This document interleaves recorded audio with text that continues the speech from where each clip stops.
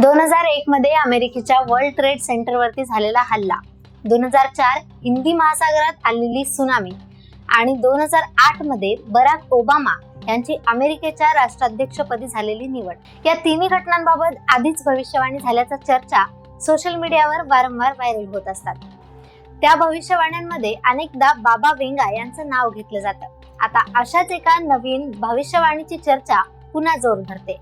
ती भविष्यवाणी केली आहे चायनीज कॅनेडियन इतिहास तज्ञ जियांग झुएकिन यांनी. नेमकं काय पाहूयात सविस्तर. नमस्कार, मी स्मिता कुलकर्णी आणि तुम्ही पाहत आहात युवा राज्य न्यूज चॅनल. प्रोफेसर जियांग हे इतिहास आणि तत्वज्ञानाचा अभ्यास करून जगातील राजकीय घडामोडींचे अंदाज मांडतात. त्यांच्या प्रेडिक्टिव्ह हिस्ट्री नावाच्या YouTube चॅनलवर ते भविष्यात घडू शकणाऱ्या घटनांबाबत विश्लेषण करतात. मे 2024 मध्ये त्यांनी 3 मोठी भाकितं केली होती. पहिलं म्हणजे डोनाल्ड ट्रम्प पुन्हा अमेरिकेचे राष्ट्राध्यक्ष बनतील. 2024च्या निवडणुकीत ट्रम्प यांनी कमला हॅरिस यांचा पराभव करत ही भविष्यवाणी खरी ठरवली. दुसरं भाकीत म्हणजे ट्रम्प सत्तेत आल्यानंतर युनायटेड स्टेट्स आणि इराण यांच्यात तणाव वाढेल आणि मोठा संघर्ष होईल. आज मध्य पूर्वेत वाढलेला तणाव पाहता ही शक्यता वास्तव वाटू लागली आहे. पण सर्वाधिक चर्चेत आहे त्याचं तिसरं भाकीत.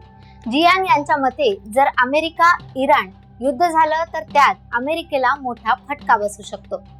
ते याची तुलना प्राचीन ॲथेन्स साम्राज्याच्या सिसिली मोहिमेशी करतात. अति आत्मविश्वासामुळे या युद्धात ॲथेन्सला मोठं नुकसान सहन करावं लागलं आणि त्याची शक्ती ढासळली.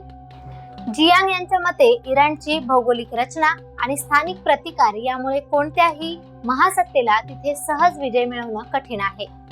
त्यामुळे दीर्घकालीन युद्ध झाल्यास अमेरिकेची ताकदही कमी पडू शकते. आता प्रश्न असा आहे की जियांग यांची पहिली 2 भाकितं खरी ठरली तर तिसरं भाकीतही खरी ठरेल का? तुम्हाला काय वाटतं? अमेरिका इराण संघर्षात खरंच अमेरिकेला पराभवाचा सामना करावा लागू शकतो का?